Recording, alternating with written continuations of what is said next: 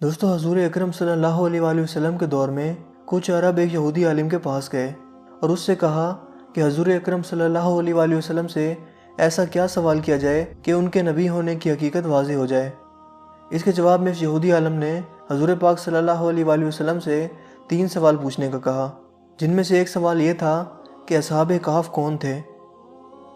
لہٰذا اللہ پاک نے اپنے محبوب محمد صلی اللہ علیہ وآلہ وسلم کو اس کا جواب قرآن پاک کی سورہ کہف کے اندر مکمل وضاحت کے ساتھ بیان فرمایا۔ اس کے مطابق یہ حضرت عیسیٰ علیہ السلام کا دور تھا جب اللہ پاک نے ان کو آج کے دور کے فلسطین کے علاقے میں لوگوں کو اسلام کی تبلیغ کے لیے بھیجا۔ یہ علاقہ اس وقت رومن امپائر میں شمار ہوتا تھا اور یہ بت پرست لوگ تھے۔ یہاں ایک یہودی بادشاہ کی حکمرانی تھی جو رومن حکومت کے ماتحت ہی کام کر رہا تھا۔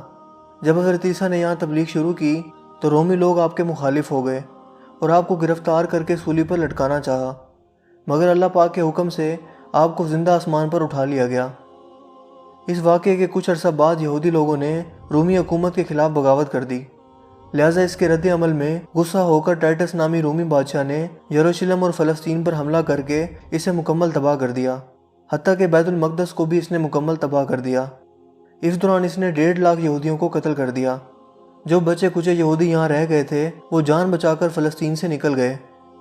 اور یوں صرف عیسائی لوگ جو حضرت عیسیٰ علیہ السلام کے ماننے والے تھے، ان کی تعلیمات کے پیروکار تھے، صرف وہی فلسطین میں موجود رہ گئے۔ دوستو، اس زمانے میں دقیانوس نام کے بادشاہ کی حکومت تھی جو کہ رومی تھا اور بت پرست تھا، لہٰذا اس کی حکومت میں موجود عیسائی لوگوں پر اس نے ظلم و ستم کرنا شروع کر دیا، یہاں تک کہ حضرت عیسیٰ کے ماننے والوں یا ان کے چند نوجوان حواریوں کو ایک روز اس نے اپنے دربار میں بلا لیا اور ان سے کہا کہ میں تمہیں چند روز کی مہلت دیتا ہوں کہ تم اپنے نئے دین یعنی عیسائیت سے باز آ جاؤ، ورنہ میں تمہیں قتل کروا دوں گا۔ دوستو، عیسیٰ علیہ السلام کے پیروکار یہ نوجوان لوگ دراصل اصحاب کہف تھے، جن کے واقعہ کا ذکر قرآن پاک کی سورہ کہف میں وضاحت سے موجود ہے۔ ان نوجوانوں نے جب یہ دھمکی سنی تو شدید پریشان ہو گئے، کیونکہ وہ اس بادشاہ سے لڑنے کی ہمت نہیں رکھتے تھے اور نہ ہی اس شہر میں رہ کر عیسائی تعلیمات جاری رکھ سکتے تھے، ورنہ دقیانوس بادشاہ ان کو قتل کروا دیتا۔ لہٰذا انہوں نے شہر چھوڑ کر کہیں بھاگ جانے کا فیصلہ کیا اور اللہ پاک کی ذات پر بھروسہ کر کے شہر سے نکل گئے، یہ سوچتے ہوئے کہ اب اللہ پاک ہی ہمارے لیے کوئی فیصلہ کرے گا اور ہمارے لیے کوئی نیا راستہ بنائے گا۔ یہاں تک کہ وہ ایک پہاڑ کے غار میں جا کر چھپ گئے اور وہیں اسی غار میں ہی سو گئے، یہاں تک کہ سوتے سوتے ان پر 300 سال کا عرصہ گزر گیا، یعنی 300 برس تک یہ لوگ اس غار میں سوتے رہے۔ دقیانوس نے جب ان لوگوں کو تلاش کروایا تو اسے معلوم ہوا کہ یہ لوگ اس غار کے اندر موجود ہیں، تو وہ بے حد غیظ و غضب کا شکار ہوا، لہٰذا اس نے غصے میں آ کر حکم دیا کہ غار کو ایک سنگین دیوار لگا کر بند کر دیا جائے تاکہ یہ لوگ اسی غار میں رہ کر ہی مر جائیں اور کبھی باہر نہ آ سکیں۔ جبکہ اس نے جس شخص کے ذمہ یہ کام لگایا وہ بہت ہی نیک اور ایماندار آدمی تھا۔ اس نے اصحاب کہف کے نام اور ان کی تعداد اور پورا واقعہ ایک تختی پر کندہ کروا کر تانبے کے صندوق میں رکھ کر دیوار کی بنیادوں میں رکھ دیا، اور اسی طرح کی ایک اور تختی شاہی خزانے میں بھی رکھوا دی۔ اس 300 سال کے عرصہ کے دوران دقیانوس بادشاہ مر گیا اور کئی بادشاہ اور کئی حکومتیں آئیں اور چلی گئیں، یہاں تک کہ 300 عیسوی میں رومن امپائر نے بھی عیسائیت اختیار کر لی۔ اس زمانے کے بعد یعنی 446 عیسوی میں بیدروس نامی عیسائی بادشاہ کی حکومت آئی، جو کہ ایک نیک دل اور انصاف پسند بادشاہ تھا، اور اس نے 68 سال تک شان و شوکت سے حکومت کی۔ اس کے دور میں مذہبی فرقہ پسندی جب عروج پر پہنچ چکی تھی اور لوگوں میں مرنے کے بعد دوبارہ زندہ کیے جانے اور قیامت کا یقین ختم ہوتا جا رہا تھا، تو اپنی قوم کا یہ حال دیکھ کر بیدروس نامی بادشاہ انتہائی رنجیدہ ہوا اور ایک روز اپنے مکان کی تنہائی میں جا کر بند ہو گیا۔ یہاں وہ اللہ پاک کی بارگاہ میں بے قراری سے دعا کرتا رہا کہ اے اللہ، کچھ ایسی نشانی ظاہر فرما کہ میری قوم کے لوگوں کا ایمان پھر سے تازہ ہو جائے، انہیں قیامت کا اور مرنے کے بعد دوبارہ زندہ کیے جانے کا اور ایک خدا کے موجود ہونے کا یقین ہو جائے۔ اللہ پاک نے اس کی یہ دعا قبول فرمائی، لہٰذا ایک روز ایک چرواہا اپنی بکریوں کو ٹھہرانے کے لیے اس غار کے پاس پہنچا۔ یہ وہی غار تھی جس میں اصحاب کہف موجود تھے اور اس میں سو رہے تھے۔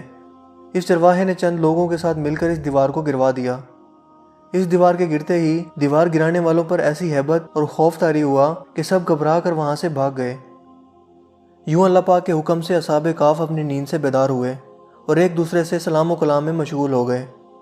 جب انہیں بھوک لگی تو اپنے ایک ساتھی جس کا نام یملیخا تھا، اس سے کہا کہ تم بازار جا کر نہایت خاموشی سے کھانا لے کر آؤ، اور یہ بھی معلوم کرنا کہ دقیانوس ہم لوگوں کے بارے میں کیا ارادہ رکھتا ہے۔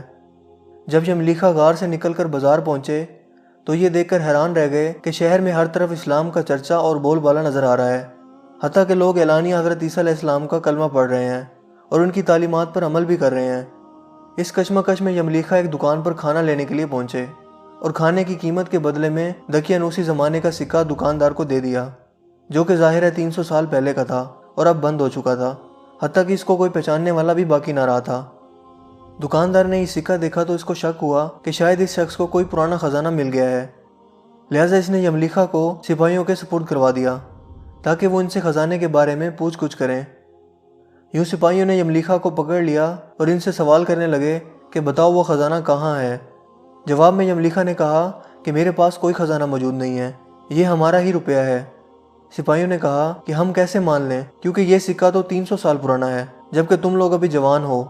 لہٰذا سچ سچ بتاؤ کہ معاملہ آخر کیا ہے تاکہ اس کا کوئی مناسب حل نکالا جا سکے۔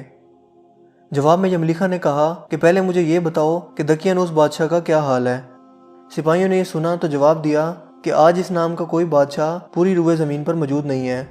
مگر ہاں سینکڑوں سال پہلے اس نام سے ایک بے ایمان بادشاہ گزرا تھا اور وہ بت پرست تھا۔ یہ جواب سن کر یملیکھا ششدر اور پریشان ہو کر رہ گئے اور بتایا کہ ابھی کل ہی تو ہم اس کے شر سے اپنا ایمان اور جان بچا کر بھاگے تھے، اور میں اور میرے ساتھی قریب کے ایک غار میں چھپ گئے تھے، جبکہ میرے باقی ساتھی اس وقت بھی اس غار میں موجود ہیں۔ تم لوگ میرے ساتھ چل کر خود ہی ان کو کیوں نہیں دیکھ لیتے؟ جب سپاہی اور شہر کے لوگ ایک کثیر تعداد میں اس غار کے پاس پہنچے تو اصحاب کہف یملیکھا کے انتظار میں تھے کہ انہوں نے آنے میں بہت دیر کر دی اور شاید یملیکھا کو بادشاہ نے گرفتار نہ کروا لیا ہو۔ جب غار پر بہت سے آدمی پہنچے اور شور و گل سنائی دینے لگا تو اصحاب کہف سمجھے کہ شاید دقیانوس کی فوج ہمارا تعاقب کر کے غار تک آن پہنچی ہے، لہٰذا وہ اللہ پاک کے ذکر و اذکار اور اس کی حمد و ثنا میں مصروف ہو گئے۔ سپاہیوں نے غار پر پہنچ کر وہ تانبے کا صندوق برآمد کر لیا اور اس کے اندر سے تختی کو نکال کر پڑھا تو وہاں اصحاب کہف کے نام اور یہ لکھا ہوا تھا کہ یہ مومنوں کی جماعت ہے اور اپنے دین کی حفاظت کے لیے دقیانوس بادشاہ کے خوف سے اس غار میں پناہ گزین ہوئی ہے، اور دقیانوس نے غصے میں آ کر اس غار کے منہ کو بند کروا دیا ہے، لہٰذا جب کبھی بھی یہ غار کھلے تو لوگ اصحاب کہف کا حال یہاں سے معلوم کر سکیں۔ سپاہی یہ دیکھ کر حیران و پریشان رہ گئے اور جب کچھ سمجھ نہ آیا تو اپنے بادشاہ بیدروس کو اصحاب کہف کی اطلاع دی۔ بیدروس بادشاہ نے جب یہ خبر سنی تو فوراً اپنے عمرہ اور عمائدین شہر کے ساتھ اس غار پر پہنچ گیا۔ اصحاب کہف نے غار سے نکل کر بادشاہ سے تمام واقعہ بیان کیا۔ بیدروس نے سجدہ گزار ہو کر اللہ پاک کا شکر ادا کیا کہ اے اللہ میری دعا قبول ہوئی اور آپ نے ایسی نشانی ظاہر فرما دی کہ انسان موت کے بعد زندہ ہونے کا یقین ضرور کرے گا۔ اس کے بعد اصحاب کہف نے بیدروس بادشاہ کو دعا دی کہ اللہ تمہاری بادشاہی میں برکت عطا کرے، اور سلام کرنے کے بعد دوبارہ اسی غار میں واپس چلے گئے اور دوبارہ وہیں جا کر سو گئے جہاں سے بیدار ہوئے تھے۔ لہٰذا اسی نیند کی حالت میں اللہ پاک نے ان اصحاب کہف کو موت دے دی۔ بادشاہ بیدروس نے سال کی لکڑی کا صندوق بنوا کر اصحاب کہف کی لاشوں کو اس میں رکھوا دیا۔ بیدروس بادشاہ نے غار کے منہ پر ایک مسجد بھی بنوا دی اور سالانہ ایک دن مقرر کر دیا جب لوگ اصحاب کہف کی قبروں کی زیارت کے لیے آیا کرتے تھے۔ دوستو، اصحاب کہف کی تعداد کے بارے میں علماء کرام کی بہت سی رائے پائی جاتی ہیں۔ حضرت عبداللہ بن عباس فرماتے ہیں کہ اصحاب کہف کی تعداد 7 ہے، جبکہ 8واں ان کا کتا تھا، جبکہ ان کے ناموں میں بھی کافی اختلاف موجود ہے۔ حضرت علی رضی اللہ تعالیٰ عنہ سے روایت ہے کہ ان کے نام یہ تھے: یملیکھا، مکشمنا، مشلینہ، مرموش، گبرنوش، شازنوش، اور 7واں ایک چرواہا تھا جو ان کے ساتھ چل پڑا تھا، جس کا ذکر آپ نے نہیں فرمایا، جبکہ ان لوگوں کے کتے کا نام کثیر تھا۔ دوستو، یہاں سوچنے کی بات یہ ہے کہ آخر ایسا کیسے ممکن ہوا؟ اصحاب کہف پر وقت اثر انداز کیوں نہیں ہوا، اور نہ ہی ان کے جسمانی خد و خال میں کوئی تبدیلی واقع ہوئی، جبکہ ان کے آس پاس 300 سال کا وقت گزر گیا؟ سائنسی طور پر اگر اس کی وضاحت کریں تو ایسا تب ممکن ہو سکتا ہے جب تھیوری آف ریلیٹیوٹی کے مطابق اس غار میں جہاں اصحاب کہف لیٹے ہوئے تھے، اس جگہ کا گریویٹیشنل فیلڈ غار سے باہر موجود جگہوں سے بالکل کم ہو گیا ہو یا پھر تقریباً ختم ہو گیا ہو، لہٰذا ان کے لیے وقت رک گیا ہوگا، جبکہ ان کے آس پاس کا تمام وقت چلتا رہا۔ بظاہر ایک ہی فریم آف ریفرنس کے ہوتے ہوئے ایسا ناممکن نظر آتا ہے، مگر تمام جہانوں کے پالنے والے رب کے لیے، جس کے ہاتھ میں دنیا و کائنات کا نظام موجود ہے، کچھ بھی ناممکن نہیں ہے۔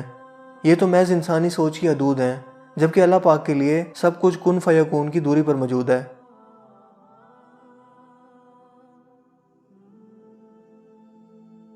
دوستوں مجھے امید ہے کہ آج کی یہ ویڈیو آپ کو کافی انفارمیٹیو لگی ہوگی اور پسند آئی ہوگی۔